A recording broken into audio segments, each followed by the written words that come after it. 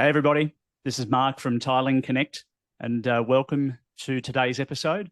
I have the pleasure and privilege of speaking with Byron Landeru from Waterproof Awareness, based in Melbourne.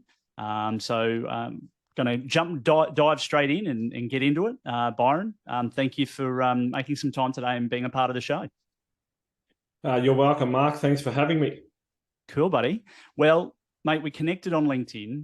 It was a pretty fierce and proactive connection, and I love that. Particularly, LinkedIn's just such an awesome platform, and obviously we have similar backgrounds, me in sales and tiling and stone, and we had a number of different synergies that popped up, and I loved your background.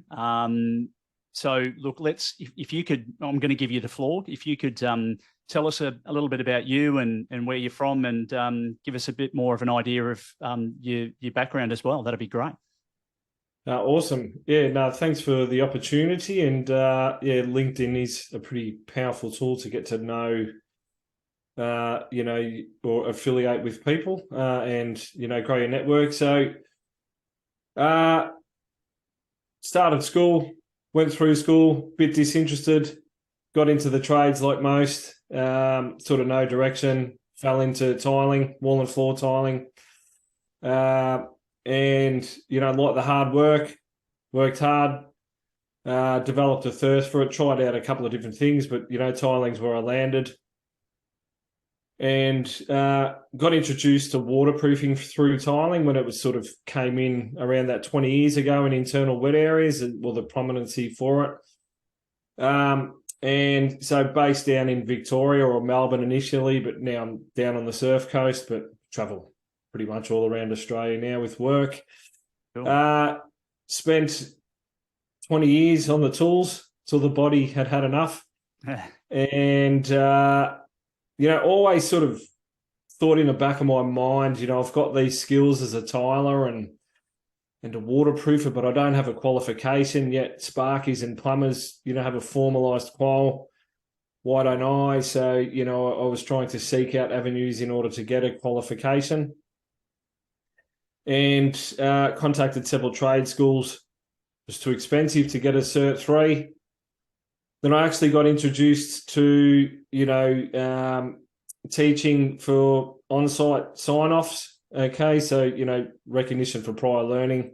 Yeah. I got introduced to teaching through that method. And it wasn't until I sort of underwent that process that I found there was a big missing link in what I was doing on the jobs and what I didn't know from my knowledge, and that was the codes and standards. So was pretty enthused to learn a little bit about that, probably body driven as well, mate. Yeah. Starting to fail and, pretty hard work being a tiler on your hands and knees, and waterproofing, and got into teaching at trade school and really reinforced that, a lot of us in the industry are making mistakes without being aware of it. And I suppose we're going to get through, more of this throughout the podcast. There's a big issue in the industry, and education is at the forefront of that. So now 20 odd years later, that's primarily what I do is help people improve their education in the construction industry. And first and foremost, put my hand up to say that, I've learnt from my mistakes. So, pretty qualified to help people identify what they are and how to go about fixing it. Yeah, that's amazing. You've definitely got a depth of experience in the industry. I sort of did some really good research on your LinkedIn profile, and was impressed with your background, and certainly you are one of those people that obviously has a passion for the industry and loves what you've done, and you want to share more of that with the wider community and help educate trades around best practices and the most effective methods for achieving high quality. Yeah, definitely, mate, and thank you for that. It's now being off the tools for a while and doing what I'm doing, I'm the daily, weekly attending leak inspections, which are primarily related around waterproofing. Yeah. A lot of it's internal and balconies. And, that's where tiling comes into play as well. These are under tile membrane systems, and they're just common mistakes that I was making as well. And what's alarming, and I'd say this with all due respect, there were mistakes I was making 15 years ago. I didn't even know I was making them. So that studying this for a while, and the leaky building syndrome which we're in Australia, it really highlights the fact that there's been lack of continual development in the industry, and probably underskilled or undervalued importance for education. Yeah. Look, it's a big problem in the industry. I mean, not to specifically target specific trades, because I think there's a bit of a mix here, right? I think everyone's involved. I don't think it's one avenue. There's an education piece, and then there's a trade piece, and then there's a builder piece, and but there's a big problem. And education, obviously, is a part of that issue. Is that there's maybe not enough education out there, or enough education that people can afford, or whatever the case might be. But there is a lot of leaking issues occurring, and have been occurring in the industry around Australia for a long time. 100%. How do you go about? Where do you start? Like, I mean, how do you address this? I mean, I agree 100%. We haven't learned from other countries' mistakes, so we've built very similarly to, how lightweight construction, Canada 40 years ago, significant leaky condo syndrome there. New Zealand have had this problem going on for, in the public spotlight for 20 odd years. We've known about it for 20 odd years, but I think it got swept under the rug a little bit. Yeah. Now it's coming to the forefront.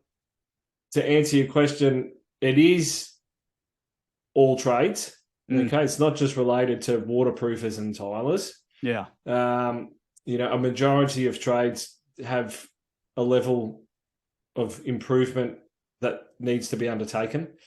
But in saying that, the design of buildings is a contributing factor and a significant factor. And so even through, a lot of the teaching and training I've done, the design, when the design's incorrect, it doesn't matter how well you install a membrane or a tiling system.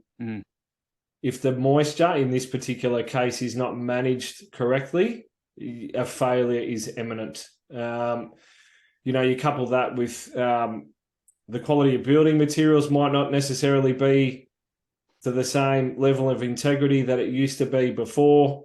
We've got high volume.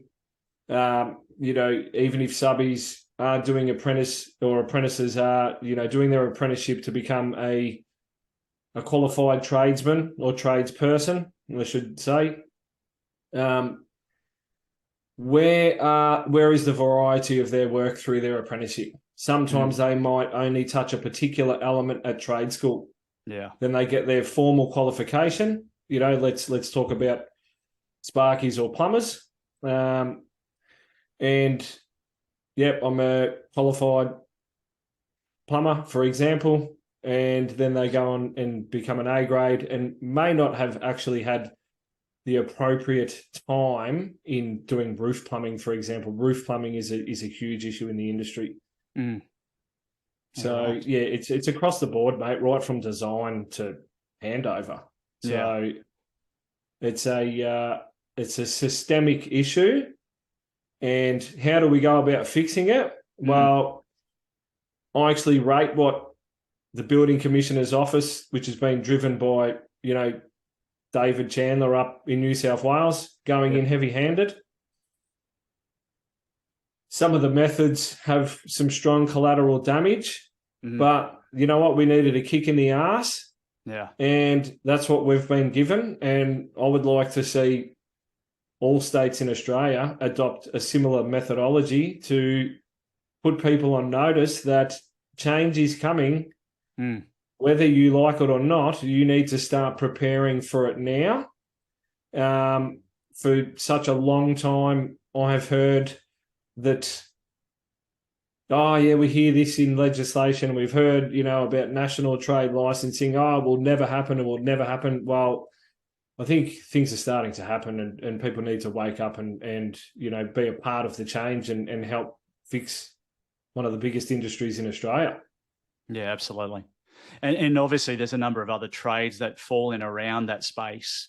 And it would be great to see, because I know state by state, they all run a different guideline, right? Some may be a little bit similar, but then you have other states that, there's no licensing requirements at all or very little. And then you have the tiling trade, which doesn't have a licensing requirement broadly across the country. It's so yeah, there's a lot to consider. I meant to ask too beforehand, before we deep dive into this, that Byron, before construction, was there a thing? Was there another side to you before you jumped on in the construction trade?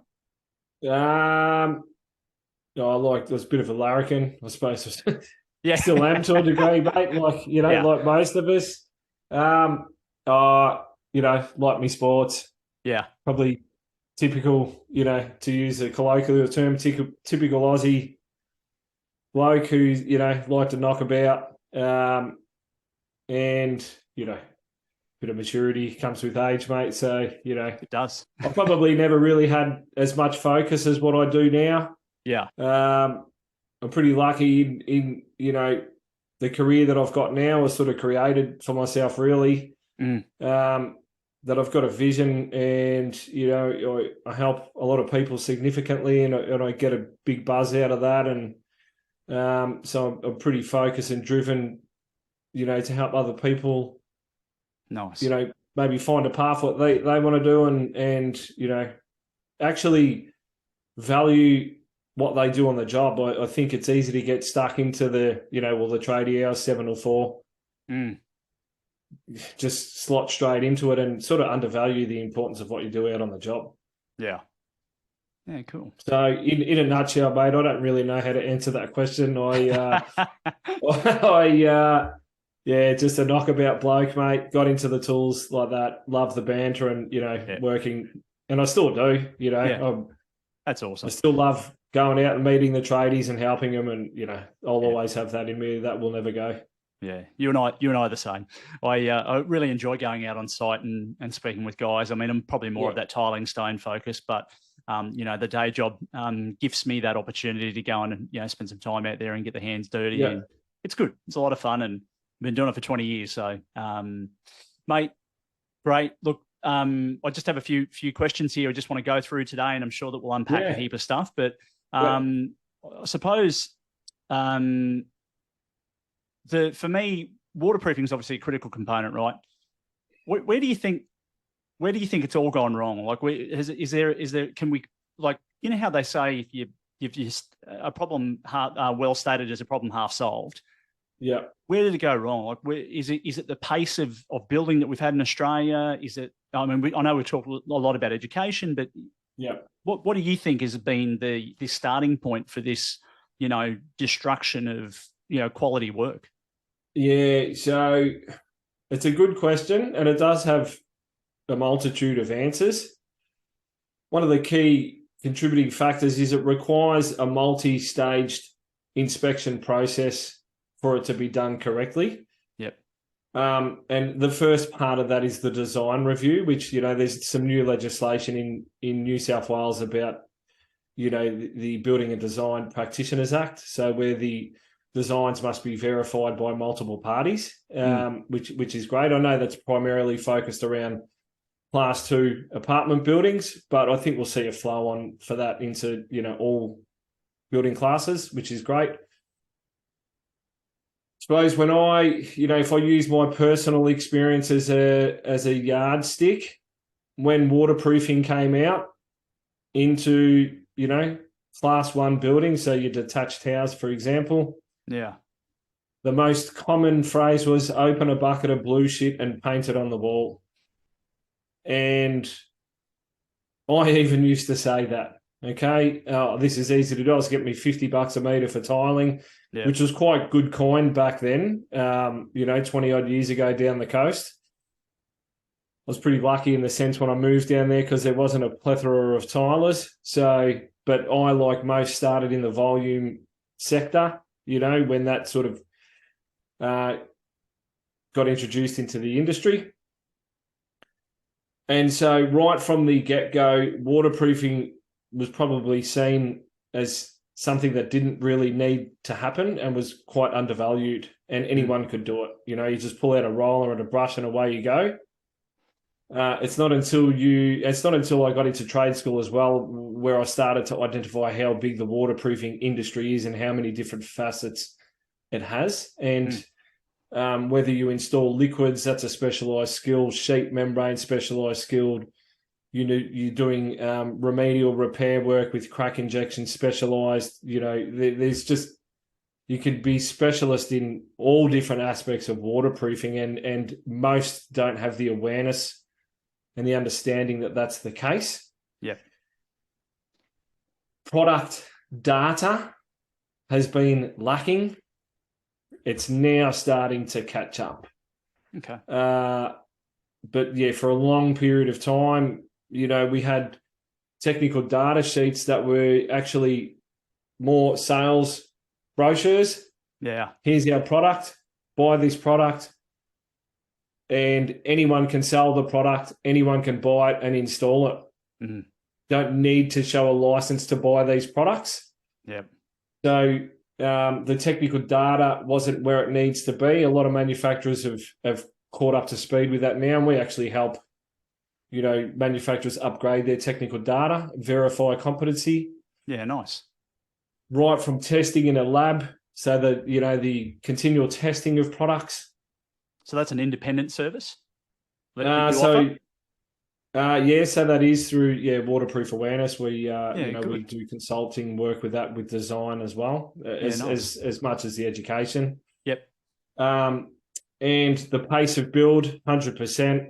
Our time frames too fast, and we need to get it done. But waterproofing is quite scientific in its makeup, and it requires the appropriate amount of time and the substrates to be prepared correctly for them to work effectively. Yeah. So there's a whole multitude of elements that contribute to why we have significant failures. Yeah. And finally, if I haven't made people zone out already, the ability to get your qualification. We did see the tick and flick era come through, where people got a Cert 3 overnight. Yeah, I know. It was crazy. No enforcement to attend meaningful trade school. Yep. To identify where your gaps are in your knowledge and what type of training you need to do to fill those gaps. Yep. So it's that's why I'm pretty passionate about what I do and the way I deliver my education. And, you can't do it on your own. And, I really value the opportunity to do podcasts like this and collaborate with guys like yourself, Mark, because we can only bridge the gap quicker working together.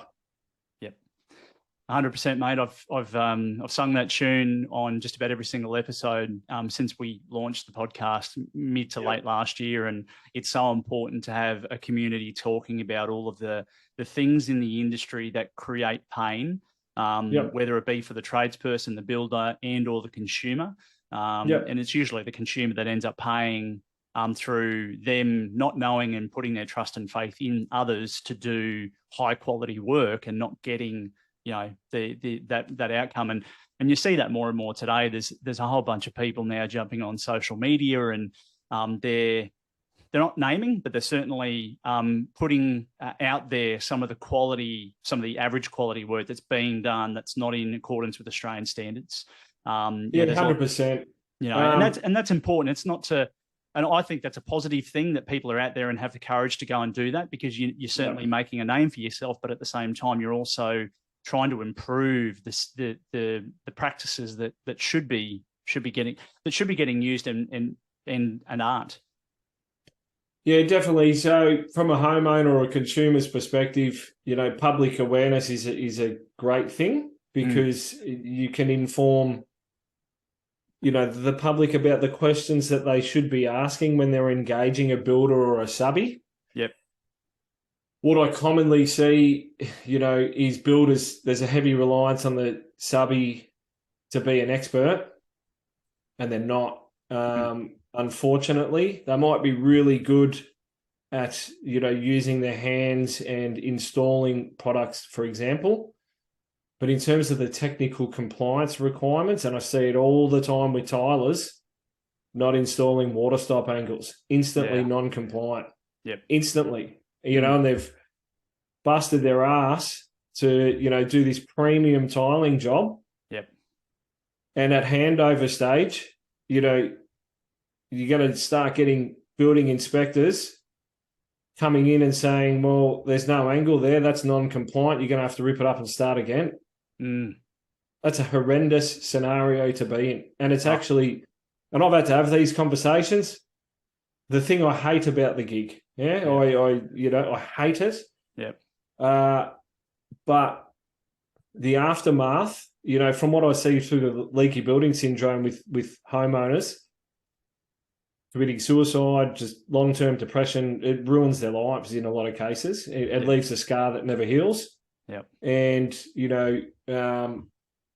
we need to think about it in that light. It's no longer the great Australian dream. For a lot of people, it's a nightmare. And it costs tens of thousands of dollars at a minimum. Some jobs can be six figures plus, depending upon the size of the project. But I've been fortunate and unfortunate to be in a very similar scenario when I worked for adhesive manufacturers for many, many years. And a big part of our job was going out doing technical reports for alleged job failures with adhesive systems on tongue and groove timber flooring, concrete substrates, fibre cement sheet substrates, you name it. There was a whole raft of things. And our job was to go out and, put all of the technical information together and send it back to the chemists to build a report based upon where they think the failure occurred. Yeah. And the looks on people's faces, that it's a costly exercise. Oh, it's a costly exercise, and the thing that you can't measure, Mark, is the stress. Yeah. The psychological impact. Yep. So, we could definitely talk about this particular element, but it's not all doom and gloom, Definitely. So no, we need to work together, and part of it. And when I was on the tools, you couldn't tell me how to do anything. I was right all the time, and I didn't mind telling you. And but the reality is, and I have these. At times, they can be some challenging conversations. Right from builder to subby. Yep. It's not an opinion-based argument. It's like, if this goes to court, this is what the lawyers are going to use against you. And it's the codes, standards, manufacturer's specification. Yeah.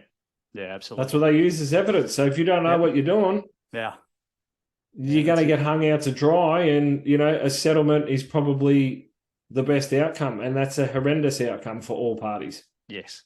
Yeah, absolutely. Well, mates, I'd like to find out a little bit more about waterproof awareness. Can you tell me, tell us a little bit more about the waterproof awareness and your vision for the business, and how does that all work in your scope of operating? Yeah, so waterproof awareness. Well, I was at trade school as a teacher at Melbourne Polytechnic. Spent a whole heap of time there, helping the guys down there with their Certificate 3 in construction waterproofing. The wall and floor tiling qual sort of stopped when we were there, which was unfortunate. But and then, it was a little bit of a treadmill for me. I was a bit of a lion in a cage, and I had to get out. But I really enjoyed it. I enjoyed the outcomes, and, teaching students, and in particular the immigrant students who had never done a qualification before, and Yeah, You know, nice. it's just a really good feeling, you know, to help them get a qual. Yep. And just saw a big need to get out and sort of help people and provide waterproof awareness or waterproofing awareness. Yep. So I started a consulting business, got into assisting master builders of Victoria with their waterproofing courses that they run there, which are great courses. Yep. And I've been doing that for several years now. And then early on, I was sort of helping XTech Gen, which is a NADA accredited lab that's been set up in Australia now to test for compliance for waterproofing products and maybe tiling. I'm not sure exactly, you know, what their full scope is, but got, you know, into sort of doing some webinar stuff with them, and then through the webinar series, the Waterproofing Success webinar series, which really focuses on the key issues that we have in the industry and real life case studies, what's happening and how it should be done in accordance with the codes and standards. Yep. Unfortunately, the lowest uptake for people who attend these series are the tradies, and they're the ones who are doing the work. Yep. So probably need it the trying most. to attempt to come up with some new strategies to try and entice them this year. What's the vision? Fundamentally, I help the consumer navigate a leaky building issue, try to stop it from going to court, provide expert advice and consulting, along with design consultancy for builders, and active committee member for the Australian Institute of Waterproofing. So really want to help grow that profile and be, you know, the leading association for waterproofing guidance. So it's a bit of a well-rounded mix, mate. Mixed bag. But anyone can reach out to me, and if they've got a question or they need some advice right from subby to designer, then we can help them. Yeah, fantastic. Yeah, it's great. Yeah, definitely a mixed bag, mate. It's good to absolutely fantastic to have people like yourself on the show and sharing your knowledge. So I appreciate that. Thanks, are you working on any projects at the moment? Anything going on that we should know about or we should share with the wider community? Yeah, definitely. We got one of my big projects that I've been working on is a digital compliance tool called Industry Best Construction. Yep. That sort of probably flows on from the educational training, where it helps really manage quality on the job. And it's been designed fundamentally to train people while they're using the platform. Yep. And initially, we sort of based the template off wet area construction. So it allows the user to upload all of their documentation, communicate through the platform. We help create inspection test plans or checklists that are related to each aspect of the job. They can communicate and invite multiple parties to the platform and then spit out a job report or a compliance certificate to create a holistic portfolio of evidence. So, you know, when you were mentioning before about when you were working in the adhesive industry and you had to try and compile all of this information to work out what was going on, that is one of the dramas in the industry. So once we construct a building, if we haven't captured all of the critical stages in terms of evidence and how it's been done and why it's been done in that manner, what products were used, how long did it take, it's very hard to ascertain what the issue was, and we need to basically rip things up and start again. Yeah. So the platform itself is highly functional. I've tried it personally on the job, got on the tools. My brother's on the tools as a waterproofer. Yeah, nice. We've rectified, you know, a couple of really critical balcony construction rebuilds, not only limited to balconies, but we're trialing it extensively on the job.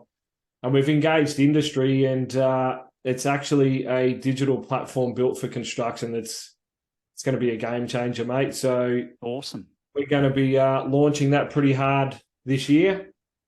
Excellent. And that'll sort of piggyback onto the training that we're providing, and it gives the subcontractor and the builder the level of support that they need to ensure they're going to achieve compliance. And the longevity of the work that they're doing in the industry, and further to boot, the product manufacturer, they could say, mate, you've installed this as well as it can be done. So we can, verify that it's, you're competent or compliant.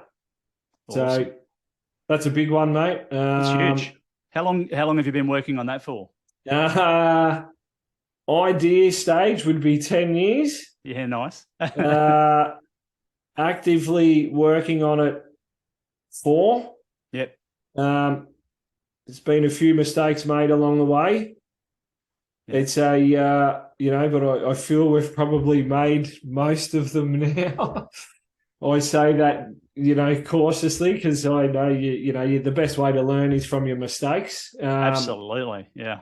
And I'm pretty pumped to get it out there, and it's going to be a good year, mate. Last year was a bit of a rough year. We had to sort of rebuild the architecture to get it functionally working sound, and we've done that now, and I really want to get it into as many waterproofing and tiling subcontractors' hands as possible. Yeah. Really pumped about that project, mate. Well, mate, make sure you keep me plugged into all of the progress on that. I'm sure that the wider community at Tiling Connect would love to know about that. So be happy to give you guys a bit of a plug when that goes to launch stage, and let everyone know that it's available and who to contact. And of course, beyond today's recording, I'll put in the show notes all of your contact details. I mean, mate, what's the best way for people to reach out to you directly? Is it LinkedIn, or are there other methods? So I've got a bit of a following on LinkedIn now. Waterproof awareness on LinkedIn is probably the easiest one. There's an industry best construction page as well, but probably through waterproof awareness still at this point in time. Nice. And then I'm on Instagram, waterproof awareness. I post a lot of videos about failures and, some technical stuff on there as well. Yeah. Facebook, most of your social media streams. I had one guy from, I'll give him a bit of a shout out, Dane up in Yamba. He found me on YouTube and, nice. Bought my recorded webinar series, and, he's going to give the platform a burn, and, nice. Quite isolated out there in terms of having the ease and accessibility to get this type of information that we can provide. Yep. It's non-biased. It's no bullshit. There's no ego. We've created this type of training and the platform off the back of, the issues at hand, and they'll make a significant difference. Yeah, fantastic. Yeah, I love Yamba. Great little place up in awesome. Sort of central, not central, too central coast, but closer towards the Goldie. But it's a nice drive out there. Very, very peaceful. It's a beautiful spot, mate. So, I love it.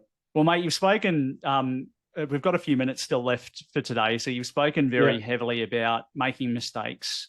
While we've got some time, mate, what do you think's been your biggest in your career that's got you where you are today? The biggest mistake, probably, and we're not taught this, you probably learn this through making mistakes. It's having a clear vision and purpose on what you're trying to do, whether that's running a tiling business, waterproofing business, painting, whatever. What are you aiming at? And how you're going to get there, and how you're going to do what you're currently doing to help you get there. So I think, if I use, and I think if there's some tradies that are listening to this, you sort of, when I was on the tools, you get up in the morning, you don't really have a set plan. You just get up, check your phone, maybe ring one of your mates on the way to work, grab a coffee. If you live down the coast, and you're probably going to go check the surf. Yeah. And then you just roll into your day, and you're just flipping off curveballs off the hip as they come. And then it's sort of rinse and repeat. Yeah. And it's easy to go through and do that. And then, you wake up sort of 10 years later and you're still doing the same thing. I suppose that was probably a mistake that I was making without being aware.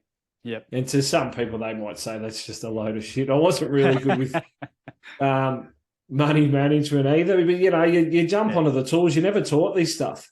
No. So, you never taught, how to learn to run a business. You sort of just fall into it if you're a subby. Yep. You're lucky if you've got a good boss to learn off who can teach you the fundamentals. And it can be a slow progression to get where you want to go. So, sort of no continual learning, no plan. It's probably my biggest mistake for a large portion. Yeah. Mate, that's an excellent...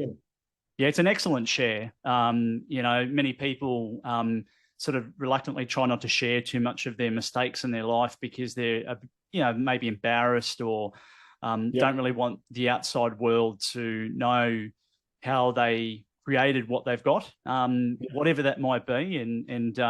But any successful person in any business or in any venture in life has come through a plethora of mistakes.